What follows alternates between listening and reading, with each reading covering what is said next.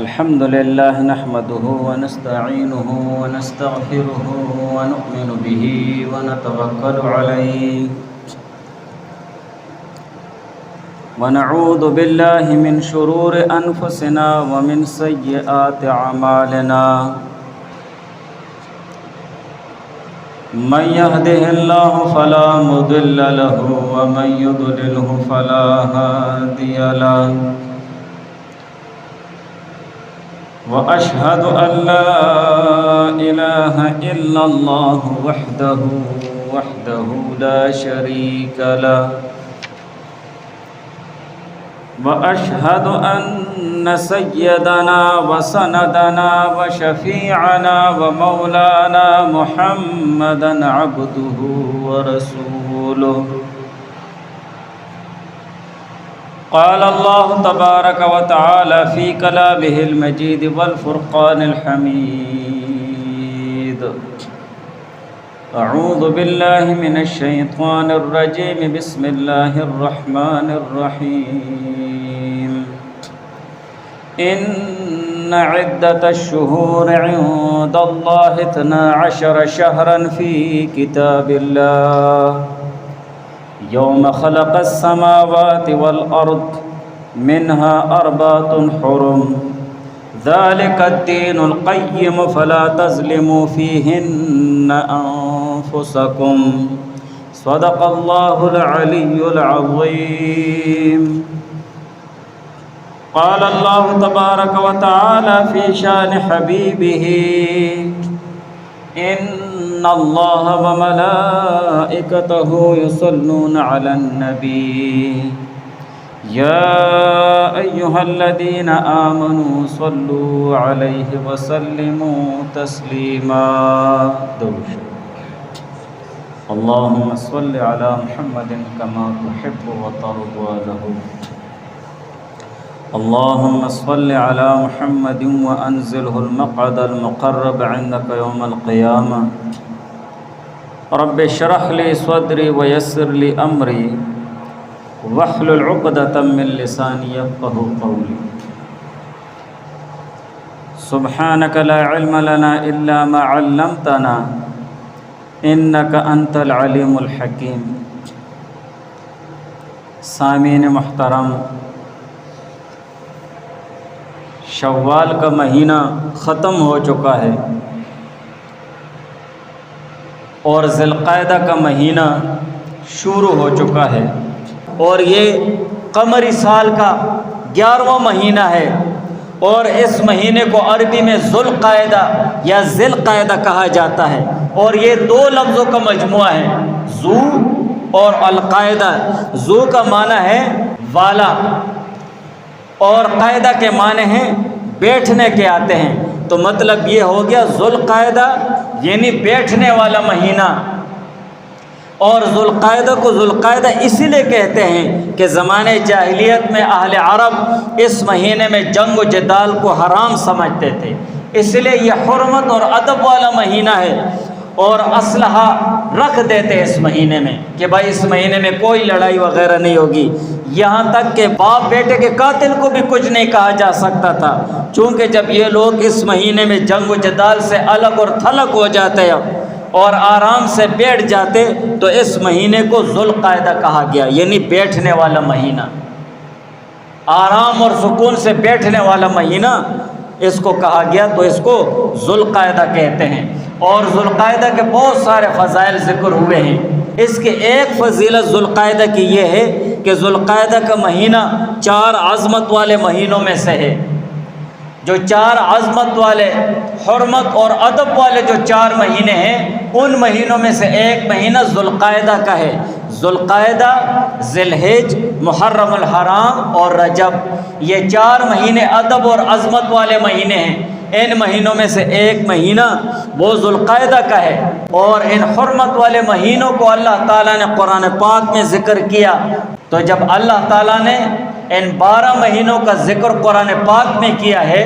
اور ان 12 مہینوں میں سے پھر خاص کر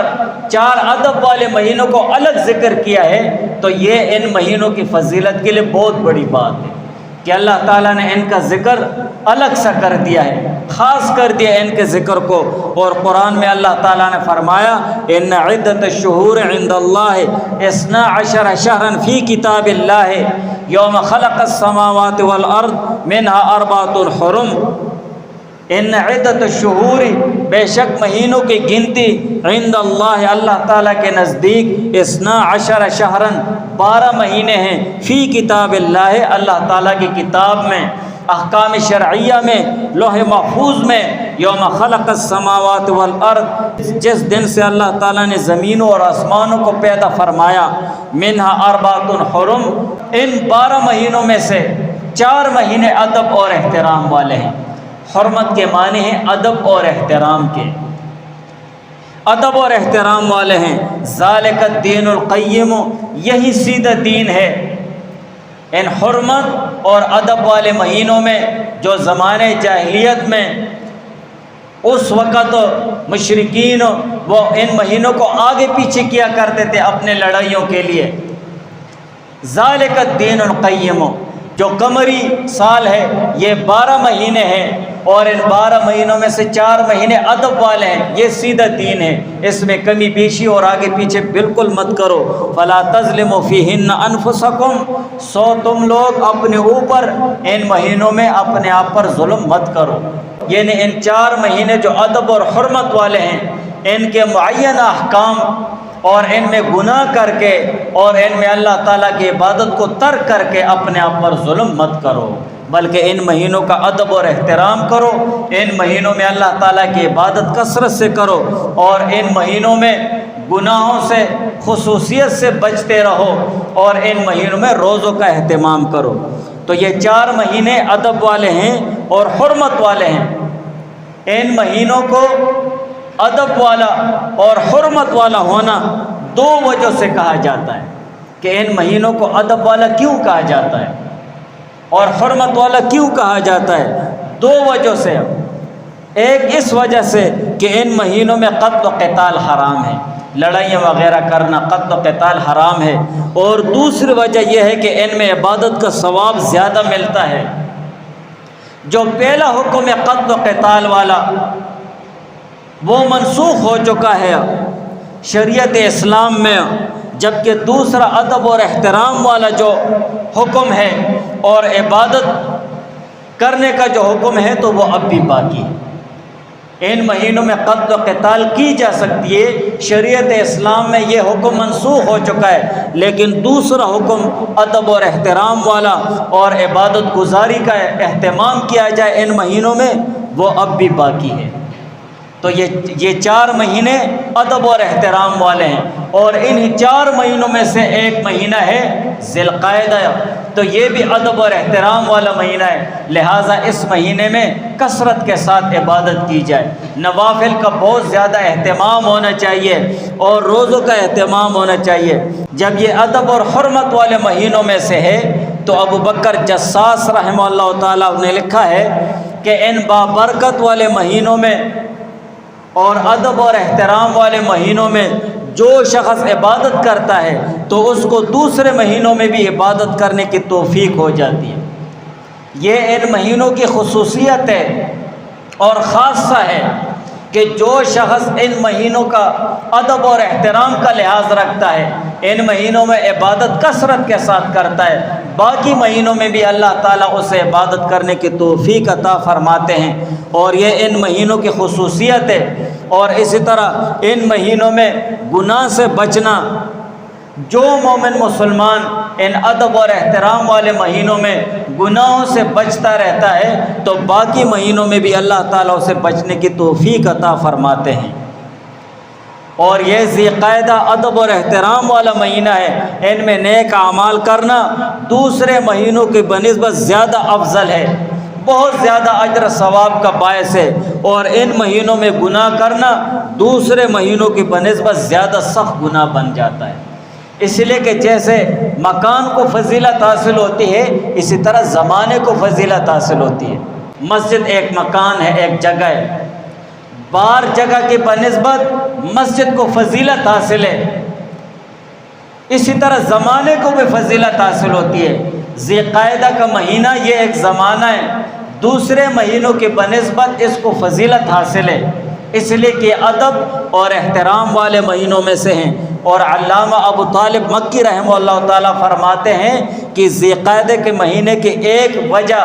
فضیلت کی یہ بھی ہے کہ اس مہینے میں دو صفتیں جمع ہو جاتی ہیں، اور وہ یہ ہے کہ ایک تو یہ مہینہ اشہر الحرم، حرمت اور ادب والے مہینوں میں سے ہے، اور دوسرا یہ کہ یہ مہینہ اشہر الحج، حج کے مہینوں میں سے ہے۔ حج کے 3 مہینے ہیں نا، الحج و اشہر معلومات، 3 مہینے ہیں، شوال، ذی القعدہ اور ذی الحج کے 10 دن، یہ حج کے ایام ہیں، اور انہی حج کے مہینوں میں سے ایک مہینہ ہے ذی القعدہ۔ اور اسی طرح ایک فضیلت یہ بھی ہے کہ ذی القعدہ میں موسیٰ علیہ السلام نے کوہ طور پر اعتکاف فرمایا کہ اللہ تعالیٰ نے حضرت موسیٰ علیہ السلام سے جن 30 دن اور 10 دنوں کا وعدہ فرمایا تھا، وہ 30 دن یہی ذی القعدہ کے دن تھے اور 10 دن ذی الحج کے ہیں۔ تو یہ بھی اس کے لیے بہت بڑی فضیلت ہے کہ اس مہینے میں موسیٰ علیہ السلام نے کوہ طور پر اعتکاف فرمایا۔ اور اس کے علاوہ ذی القعدہ میں روزے رکھنے کا اہتمام ہونا چاہیے، اور روزوں کے متعلق ذی القعدہ اور دوسرے اشہر الحرم جو حرمت اور ادب والے مہینے ہیں، ان میں نفل روزے رکھنا یہ باعث فضیلت ہے، اس لیے کہ دوسرے مہینوں میں اگر آپ نفلی روزے رکھیں گے اس کی اتنی فضیلت نہیں ہوگی جتنی آپ ادب اور احترام والے مہینوں میں روزے رکھیں گے۔ اور ذی القعدہ یہ ادب اور احترام والے مہینوں میں سے ہے، لہٰذا ان میں بھی روزوں کا اہتمام ہونا چاہیے۔ اور مجیبہ باہلیہ رضی اللہ تعالی عنہ اپنے والد یا چاچا سے روایت کرتی ہیں کہ وہ رسول اللہ صلی اللہ علیہ وسلم کی خدمت میں حاضر ہوئے، پھر چلے گئے، اور 1 سال بعد دوبارہ آئے۔ اس مدت میں ان کی حالت بدل گئی تھی، تو باہلی کہنے لگے، اللہ کے رسول کیا آپ مجھے پہچانتے ہیں؟ آپ مجھے پہچانتے ہیں؟ حضور علیہ السلام نے پوچھا کون ہو؟ جواب دیا میں باہلی ہوں جو کہ پہلے سال بھی حاضر ہوا تھا۔ حضور علیہ السلام نے کہا تمہیں کیا ہو گیا ہے؟ تمہاری تو بہت اچھی خاصی حالت تھی۔ جواب دیا باہلی رضی اللہ تعالیٰ عنہ نے کہ جب سے آپ سے گیا ہوں صرف رات کو کھایا ہے، دن کو بالکل نہیں کھایا پیا۔ رات کو کھا پی سکتے اور دن کو وہ روزہ رکھا کرتے تھے۔ حضور علیہ السلام نے فرمایا اپنے آپ کو تم نے عذاب میں کیوں مبتلا کیا ہوا ہے، تکلیف میں خود کو کیوں مبتلا کیا ہوا ہے؟ تو پھر حضور علیہ السلام نے فرمایا صبر کے مہینے یعنی رمضان کے روزے رکھ اور ہر مہینے میں 1 روزہ رکھو۔ انہوں نے فرمایا اور زیادہ کیجئے کیونکہ میرے اندر طاقت ہے، روزے رکھنے کی طاقت ہے میرے اندر، اور زیادہ کیجئے۔ حضور علیہ السلام نے فرمایا 2 دن روزہ رکھو۔ انہوں نے پھر کہا کہ اس سے بھی زیادہ کیجئے، میرے اندر روزے رکھنے کی طاقت ہے۔ حضور علیہ السلام نے فرمایا 3 دن روزے رکھ لو۔ تو انہوں نے فرمایا اور زیادہ کیجئے۔ حضور علیہ السلام نے فرمایا حرمت والے مہینوں میں روزہ رکھو اور باقی چھوڑ دو،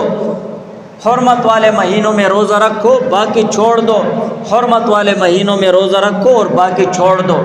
حضور علیہ السلام نے اپنی 3 انگلیوں سے اشارہ کیا، پہلے بند کیا پھر چھوڑ دیا۔ 3 مرتبہ حضور علیہ السلام نے فرمایا کہ حرمت والے اور ادب والے مہینوں میں روزہ رکھو باقی چھوڑ دو، اور 3 مرتبہ یوں اشارہ فرمایا اور پھر بند کر دیا، پھر اس طرح اشارہ فرمایا پھر بند کر دیا۔ محدثین حضرات فرماتے ہیں کہ 3 انگلیوں سے اشارہ کرنے کا مطلب یہ ہے کہ اشہر الحرم، حرمت اور ادب کے جتنے دن روزے چاہے رکھو، لیکن 3 دن مسلسل رکھنے کے بعد 1 دن یا 2 دن روزہ چھوڑ دیا کرو، اس لیے بدن میں کمزوری آ جاتی ہے، بدن میں کمزوری آ جاتی ہے اور دوسرے عبادتوں میں خلل آ سکتا ہے، اس لیے 3 دن مسلسل روزہ رکھ دو اور پھر اس کے بعد ناغہ کر دو۔ بعض محدثین نے فرمایا ہے کہ اس کا مطلب یہ ہے کہ ادب اور حرمت والے مہینوں میں 3 دن روزے رکھو اور 3 دن چھوڑ دو، پھر 3 دن روزہ رکھو اور پھر 3 دن چھوڑ دو، اور یہ مطلب زیادہ بہتر ہے۔ اس حدیث کی وجہ سے فقہاء نے اشہر الحرم، حرمت اور ادب والے مہینوں میں نفلی روزے رکھنا بہت زیادہ باعث فضیلت اور بہت زیادہ اجر و ثواب کا باعث قرار دیا ہے کہ ان مہینوں میں روزوں کا اہتمام ہونا چاہیے۔ لہٰذا یہ حرمت والا اور ادب والا مہینہ ہے۔ حضرت سالم رحمہ اللہ تعالیٰ فرماتے ہیں کہ حضرت عبداللہ ابن عمر رضی اللہ تعالیٰ عنہ اشہر حرم، حرمت اور ادب والے مہینوں میں روزے رکھا کرتے تھے۔ جب ادب اور حرمت والے مہینوں میں روزے رکھنا یہ بہت بڑی فضیلت کی بات ہے، تو انہی ادب اور حرمت والے مہینوں میں سے ایک مہینہ ہے ذی القعدہ کا، لہٰذا اس مہینے میں بھی روزوں کا اہتمام ہونا چاہیے۔ یہ مہینہ ادب اور احترام کا ہے کہ ہم اس میں عبادت کثرت کے ساتھ کریں، جتنا ہو سکے بہت زیادہ نوافل کا اہتمام ہونا چاہیے، گناہوں سے خصوصیت کے ساتھ بچا جائے،